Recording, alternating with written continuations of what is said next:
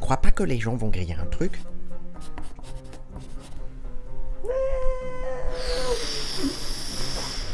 Oh non, non, de toute façon, personne connaît l'original. Non mais là c'est grillé quand même. T'es vraiment sûr? Mais oui, suffit de les prendre pour des cons.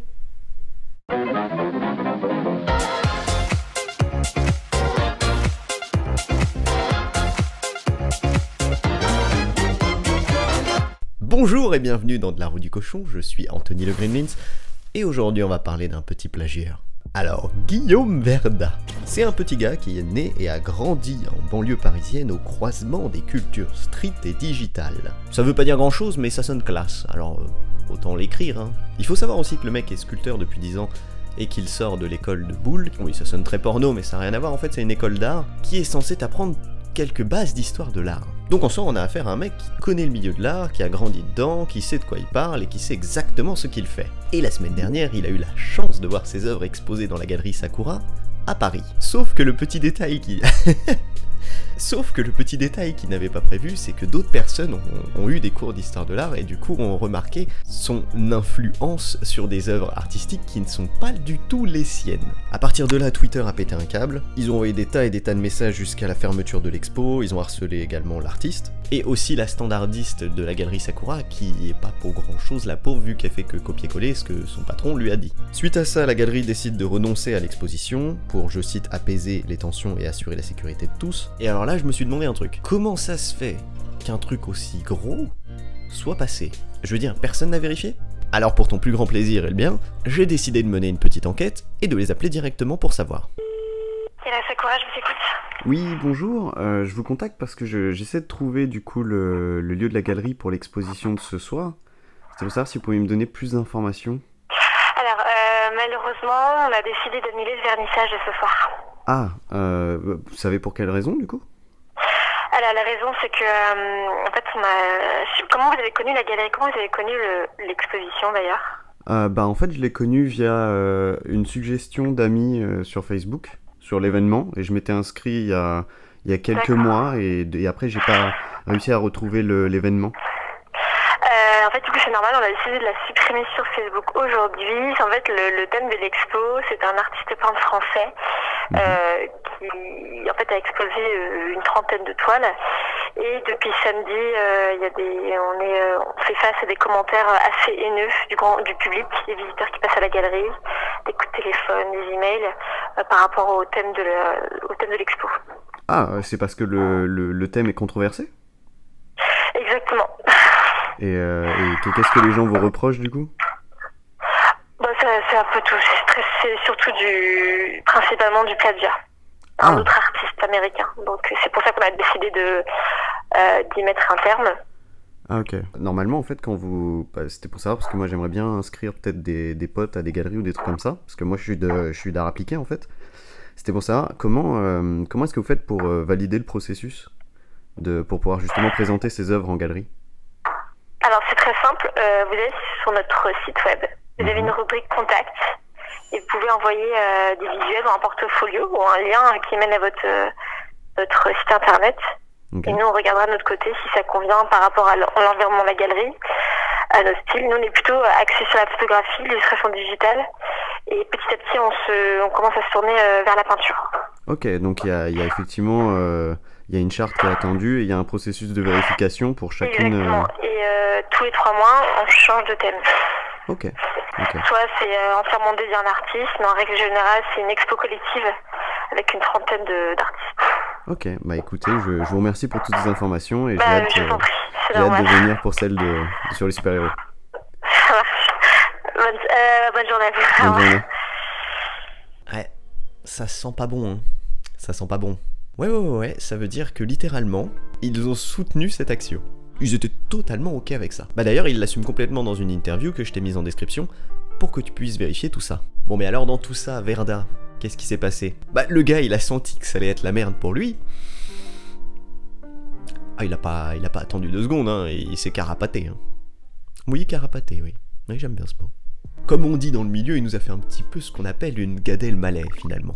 Dès que le shitstorm Twitter a commencé, son compte Instagram est passé en privé, son site internet a disparu aussi, bien que Verda n'est pas spécialement une lumière parce qu'il est toujours accessible si tu fais une recherche sur Google en passant par un autre lien que celui de présentation du site. Son compte Twitter a également disparu. Bref, le mec est déjà probablement aux Caraïbes à l'heure où je te parle. Après, je vous connais, il y en a certains d'entre vous qui vont me dire « Ouais, mais peut-être qu'il savait pas, peut-être qu'il s'est juste fortement influencé. » Et vous avez pas tort.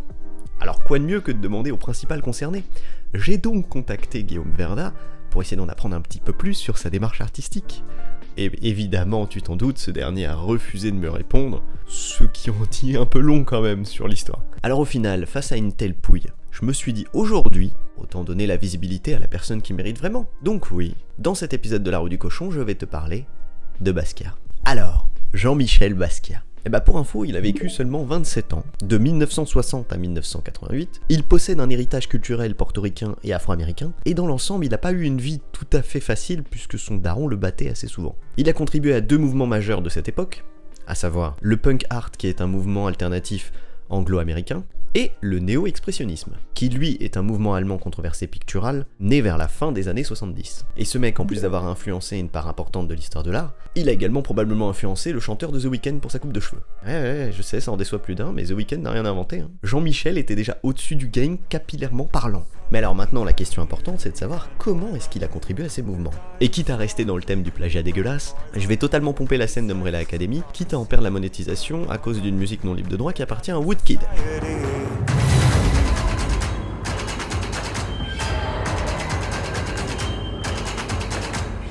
Bienvenue dans le New York de 1960. À cette période, JM n'avait que 7 ans et il jouait dans la rue avec ses potes tranquillement, quand soudain, lui est arrivé un accident de voiture. Il se fait percuter et pour lui remonter le moral, ses parents lui offrent le livre Grey's Anatomy. Ce livre de médecine qui parle d'anatomie va avoir une grosse influence sur ses œuvres dans le futur. En parlant de futur, on va avancer un petit peu et nous voilà maintenant en 76. Entre 76 et 79, JM se baladait dans les rues avec son pote Al Diaz. Ils se connaissent depuis le lycée et ensemble ils s'amusent à taguer Samo. Samo est reconnu comme étant sa première œuvre majeure. Et en fait, il s'agit d'un ensemble de petites œuvres taguées un petit peu partout à travers les rues de New York qui véhiculent toutes le même message, à savoir « Same old shit », qui deviendra d'ailleurs « Samo is dead » vers la fin de cette action. En 1979, il décide de créer un groupe de musique expérimentale, du noise rock, qu'il décide de nommer Grace, en référence à son livre préféré. C'est un peu chelou, parfois c'est cool, mais le plus simple c'est de te laisser juger directement avec ça.